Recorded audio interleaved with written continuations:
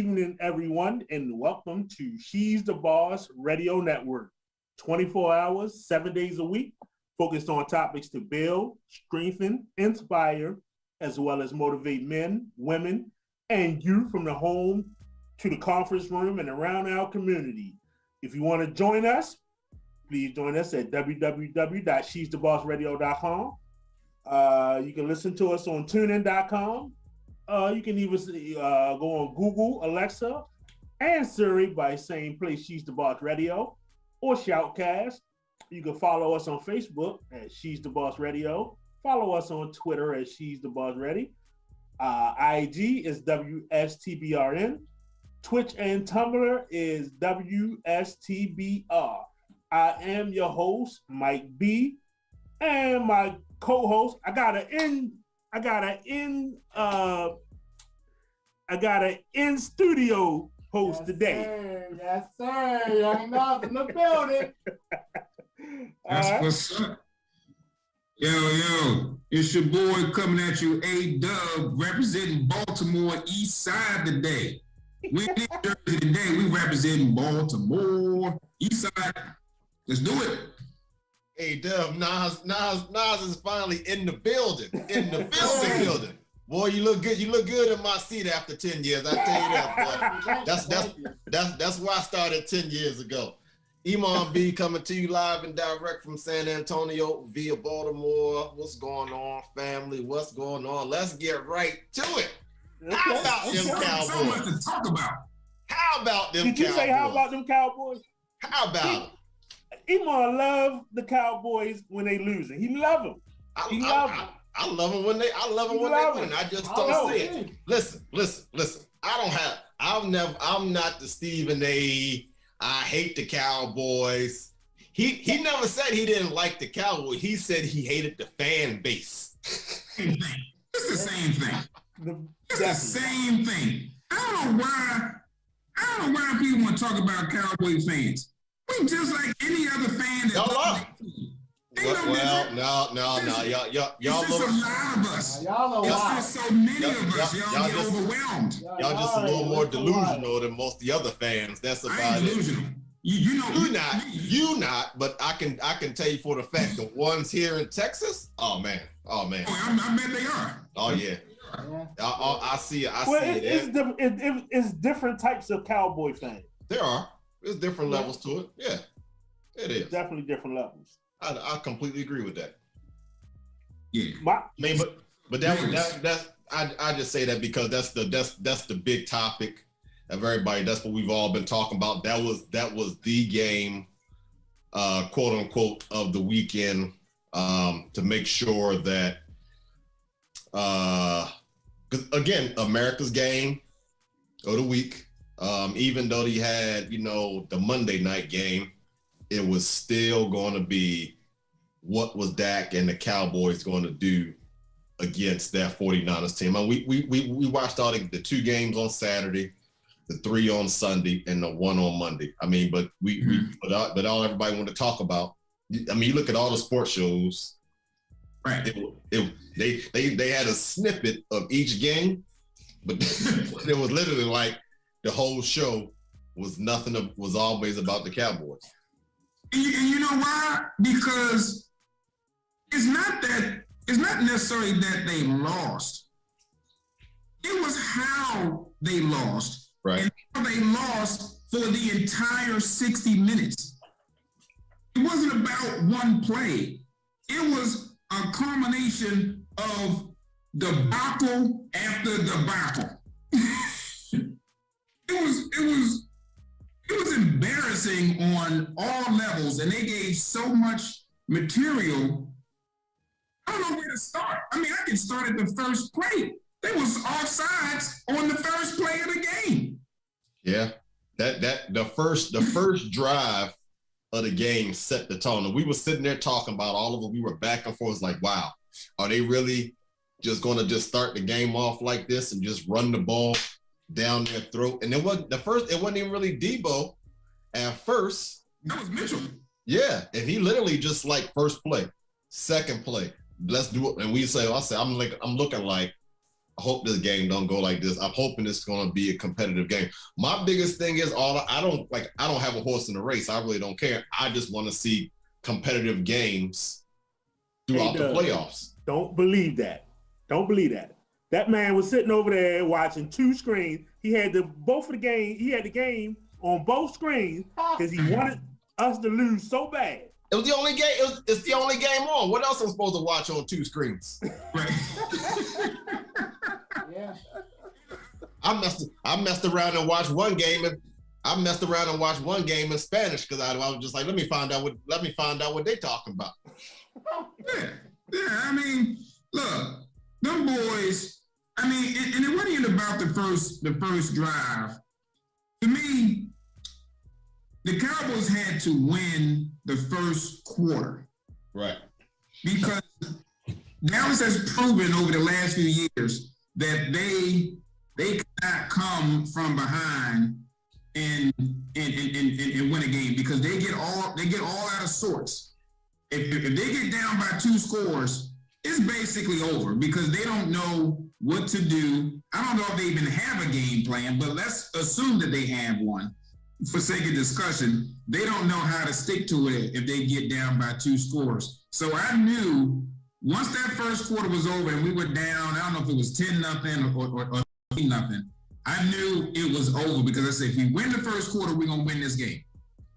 And then we're going to make some ridiculous try to come back in the fourth quarter and come up short like we always do. It's too late to try to start playing in the fourth quarter. It's too late. You're in a playoff game. Why is your sense of urgency in the last 7-8 minutes? Because that's where it's been for quite a while. Yeah. I mean, let's just start with the 14 penalties. How do you set a tie? I mean, I think it's a tie for second, like most penalties in a playoff game. You've already had the most penalties. You're the highest penalized team in the NFL for the year. Right. At what point do the coaches, make these guys accountable? You can't win games. You can beat the Eagles and you can beat the Giants with a bunch of penalties, but you can't beat playoff teams like that. And when I don't know, you make guys run laps, do bed crawls for 100 yards, do something. What are you doing? Just like, you're like, okay. And some of these were the dumbest penalties. Yeah. Especially if they pre-snap penalties. Pre-snap penalties is a killer. So I want to get Nas' take on it. What you think about the game? Well, I think, like Tatum's point, you didn't win the first quarter. Dak was missing a lot of reads.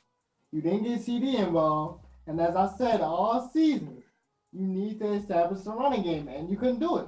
How many touches did Pollard get? Does anybody know? Yeah, five total. Yeah, five touches. And how many does he get? I don't know. Wow. You said too many? Yeah, wait. He's the bottom of the offensive weapons on the team. Yes. But he gets the most touches. He should have been just a short yardage back in the playoff game. Yeah. That's all he should be. Yeah. I mean, who cares about whether he's making $15 million a year? He's a short yardage back at this point. Jerry Jones? They need to flip. They need to flip the roles. If I'm Pollard, I want to get the hell out of there. Yeah. Yeah. You haven't used me right for the past 2 years. Yeah. Yeah. I'm every day that goes by, I'm getting madder and madder and madder. Each day, because that game plan was horrible. Yes. That game plan was horrible. How do you have your best weapon have one catch? They wasn't double teaming him. No, they were playing soft. They wasn't even up on him. Where is the screens at? Where is the end around to him? Put him in the backfield. CeeDee Lamb can run the ball. You don't even have to put him in the backfield because you had Tony Pollard that you ain't even put in the backfield, and he's a running back. Right. Right. where's the quick slant? If he's soft, Right. you hit that, you three-step drop, you hit that dude. Yeah. And if he gets tackled right there, you can gain 7 yards. And then you keep hitting him with that, he's gonna break one. Right. And then once they come up, you go deep. It's simple. It's one play in particular that killed everything I had in me. The Cedric Wilson? No, it was on San Francisco. Okay. Number 15, Diggs was on number 15. He dragged all the way across the field. Oh, I remember, yeah. Oh, yeah. And then went up. How did he have time to come all the way across the field and go up? How do you have that much time? That's a You long asking time. the cornerback to cover over route and up. It's not gonna happen. It's not gonna happen. And right then I knew, I said, we can't win this game. We can't win this game. No way. Not at all. They let us in the game. Yeah, Jimmy did. They let us in the game. It was no way. We was down 23-7. They supposed to put the dag in us. No way they were supposed to let us score and come back. We had a chance. Yeah. Jimmy G did exactly what I thought he was going to do, which is the matchup. I said Jimmy G is going to screw it up. And he screwed it up, and we still didn't take it. How many, tell me, if you down 6, right, and you get the ball back with 3 minutes, it was 3 minutes and some change when they got the ball back. Mm-hmm. I got 2 questions. You can probably name 6, 7 quarterbacks that you would feel confident is going to be a touchdown, right? Mm-hmm. Yep. Yeah. Is Dak on that list? No. No. You want to know why he's not on that list? You want to know why? Tell me. It's our route combinations, man. It's our route combinations with the receivers. We have no crossing routes. They sat back in the zone. We got 2 of the best receivers in the league. We can't get deep. We can't get deep at all. It's our route combination. When San Francisco had the ball and they needed a play, they got a play. Yeah. They made a play. We can't make a play when we need to make a play. So do you put this on Kellen Moore? I put it on Kellen Moore and I put it on Dak. Okay. I mean, McCarthy too, because at some point, it's not like this is the first time this has happened. This has been happening for half the season. Half the freaking season. So at some point, the head coach has got to say, hey, I'm going to need you to do something different. I'm going to need you to stop having these receivers do the same thing and do back routes. You need routes. Should I shut up? Yeah, Finish your point because it's only 6:14. She just let us know. 6:14. All right, I'm gonna shut up. No. I want to hear you. I want you right. You're gonna keep doing comeback routes. You got these dudes that got speed. How you not gonna have them do routes where they can catch the ball while they're running and continue to make plays? Yeah. Yards at the catch. How you do a 10-yard route and you got the receiver running back towards that? That's crazy. All right, we're gonna take our first break of the night. When we come back, we're gonna get right back into it. She's the boss. Radio Network. Hey, I'm Jenny James for Neatly Done Carpet Cleaner. You've probably been home a lot more. Maybe you have kids like me who spill all the time, and you've noticed that your carpet's not looking so good. Why don't you call Neatly Done Carpet Cleaner? They use a dry extraction service, so you won't have wet carpet all day long, and you can get back to doing the things you love with your family immediately. And it's a way to make your room healthier while improving your indoor air quality. You can do tile, slate, granite, ceramic, area rugs, and yes, they're pet friendly too. Why don't you get a free, no obligation estimate today? NeatlyDoneSanAntonio.com.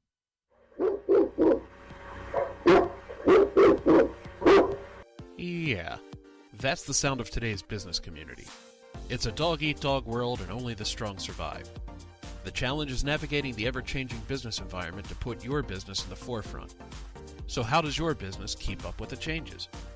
That's where She's the Boss Network comes in. She's the Boss Network is an internet media network that's been helping businesses like yours get the exposure that you're looking for at reasonable cost by way of radio and video. They'll help you stay successful by navigating change and seeing the big picture. After She's the Boss Network analyzes your business and marketing strategies, you'll start to see a media presence like you've never seen in your business before. And She's the Boss Network doesn't stop there. They use their findings to create a practical plan of action, a plan that will get your business from where you are to where you need to be. There you go. Lock those dogs up for good by giving She's the Boss Network a call at 866-494-5945, extension 101, or by checking their website at she'sthebossradio.com. Again, that's 866-494-5945, extension 101, or she'sthebossradio.com. She's the boss. Radio Network. Welcome back. All right, so hello? Can you hear me? Yeah, we here. All We right. here. We can't see Nas though. We can't see Nas. We know he there in studio. You can't see him? Nah. Look at the screen. I see You She's got the him on Boss. There we social go. media. Oh, There we we had to go. fade to black. We had to fade to black. I get it. All right, so what we got now? You want to talk? Let's talk about these Bengals. That's what I want to talk about. Yeah, okay. You know, rival to the Ravens, but after 31 years, I believe they got their first playoff win. Which I think they could beat the Tennessee Titans coming up. Hey, yo. I mean, You want to know what we think? Yeah. Okay. Oh, I know. Hey, I think the Bengals look good. Can they be beat? Yeah. Does it look like the pressure as sometimes get to Burrow just a little bit? He's very cool and calm under pressure, and he really doesn't show much emotion about anything. It's kind of like Bryce Young. You know what I'm saying? It's very rare that you see that emotion. Remember, we even talked about that several years ago on the show when we was talking about how Flacco never showed emotion at all. It maybe once in a blue moon, he get fired up about something. But other than that, it was just, very cool, very emotional. But I think he's more talented than Flacco. He has better receivers around him than we've had. We've never had big receivers in Baltimore the way most other teams do, but I think the Bengals have a good chance. Are they going to be able to, now that Derrick Henry has passed all protocols and everything else, he should be back, so that should help alleviate Tannehill a little bit. But I still like that other running back Tennessee got. He's still a bruiser, still hitting the holes hard. Can they knock him out? I don't know, but I think Tennessee has a good chance of winning. If they do, it's only going to be about 2 or 3 points. I don't think it's going to be one of them big blowout type wins, but I also think Tennessee playing at home has a little bit more of an advantage as well. I think this is another game that where if Cincinnati, I think Cincinnati has to get up big quick. I mean, they need to come out the gate. If they can hit quick in that first quarter and a half, I think that is the advantage, because then they get the confidence, and then you want Ryan Tannehill to have to win the game. Yep. Right. I think if it's close, I think Tennessee has the advantage, because of Derrick Henry. I like the way that they're coached, but Cincinnati has to start fast. So if they start fast, they can take this. If they don't, I think Tennessee takes it. I like what you said earlier. I didn't mean to cut you off, Mike. I like what you said earlier, A-Dub, about how building around Tannehill with the with There y'all go again. and There Vrabel. y'all go again. You And like Vrabel. everything A-Dub say. No, A-Dub likes everything you say. He's a smart man. He's an intelligent guy. As the young kids say today, facts. Okay, facts. No, as they would say, that's cap. Well, I don't even know what that means, so I'm not going to say that. I know what facts means. But anyway, but you think about it, they didn't give him that big old contract, but they still got decent receivers. You still got a decent offensive line, defensive line. You still got the good running backs, and you can see it collectively. Because we all sat up here on the show and said, when Henry went down, season's over. We all said it, and that was since October or whatever else like that. All of us said, "Oh, you didn't say that, A-Dub?" I thought they was gonna be in trouble. I don't know my words, but I didn't think they would be a number 1 seed with Derrick Henry down. Yeah, I mean the AFC was so up and down. Anybody really had a chance to win it, but they proved they could still win with the same combination: running the ball, passing. Brown was out. Julio Jones wasn't there the whole time, but they still found ways to win with their defense. Offensive line held up and everything like that. So, do I think they got a good chance of winning this game? Yeah, based on that scenario and adding a fresh Derrick Henry to the mix. Go ahead, Mike. Yeah, I was going. I'm gonna say Cincinnati win this game. Yes, sir. You're on my side for once. Write it down, A-Dub. Write it down. I'm gonna say Cincinnati gonna win this game because I like the combination. Well, actually, he got 3 receivers right now. Joe Burrow got 3 receivers that's playing well, yeah. And the defense actually stepped up. Yeah. And I know it's gonna be hard to stop Derrick Henry. It's gonna be hard, but I think Cincinnati pulls it out. I think Cincinnati pulls it out at the end. I know you Raven fans don't want to hear that because you don't want Cincinnati to win anything. But I don't think Pittsburgh or Cleveland winning. Cincinnati can win whatever they want to. Yeah, I don't really got too much hate for Cincinnati like I do Pittsburgh. But Tennessee's secondary is horrible. I read a stat saying that 31st, I believe, in passing yards, 28th in reception yards given up. So with the receivers that the Bengals have, I believe that if it comes down to a shootout, I trust Joe Burrow more than I trust Ryan Tannehill to win that game. Hey, Nas. Yes, sir. Nas, that was beautiful. I've been working. That man that reeled out the stats and the analytics. I've been working. Hey, look, I've been listening to you. That's what he's supposed to do. That's what he's. He said he's been listening to you. The analytics guy. Okay. Okay. All right. Well, I mean, so I'm going with him since he did win last week. Oh yeah, I did. All my picks right except for the Patriots. Yeah. Yeah. You got the stats. You got the. Nas won last week. Yes, sir. Yeah. What he got that? What he was 5-1. Yeah.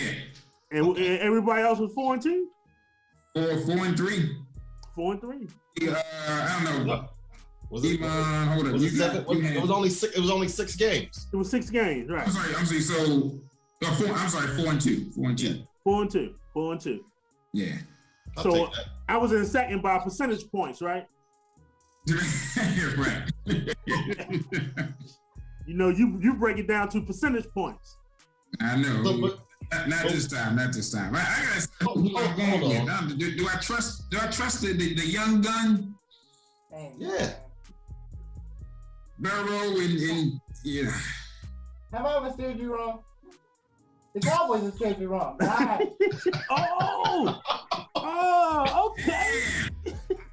He took a quick jab. Just for that,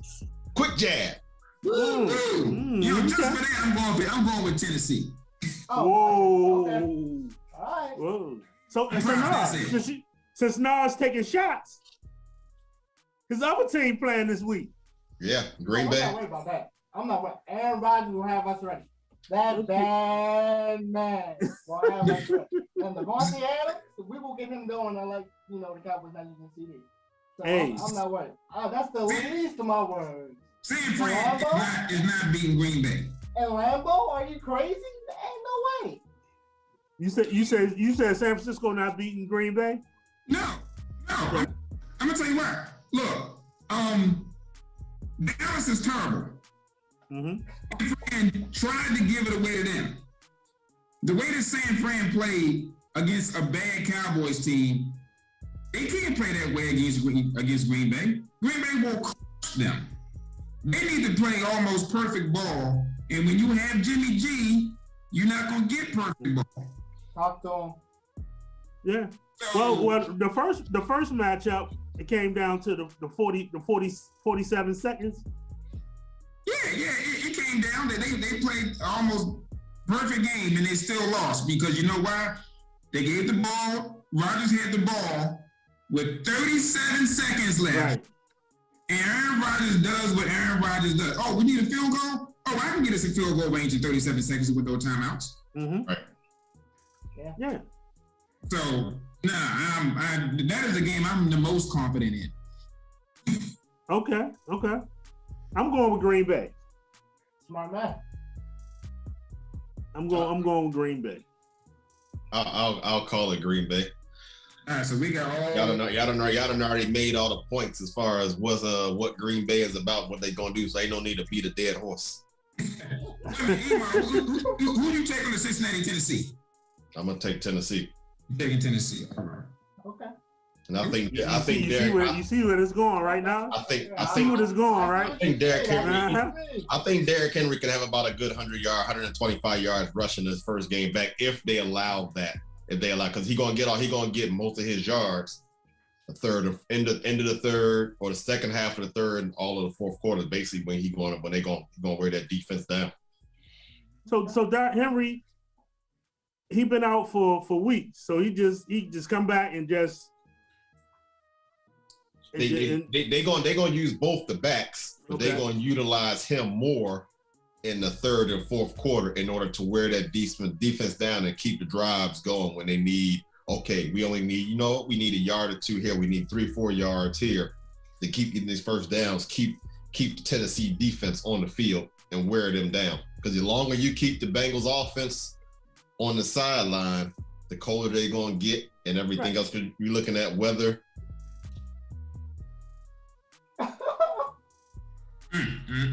Every time she pop up, I be feeling like we about to go to commercial break or something. But yeah, We gonna cut us off in mid conversation. I know all the time. We just got to be able to play some commercials while we still talking. Yeah, but yeah. I'm gonna go with Tennessee on that one. I think Derrick Henry had about 100 and some odd yards rushing. Julio Jones has a touchdown, and Tannehill play not lights out, but he manages the game the way he needs to. Mm-hmm. Okay. So we're gonna take this next break, and when we come back, we got 2 more games. Yep. We got 2 more games to get into. We'll be right back. She's the boss. Radio Network. Bored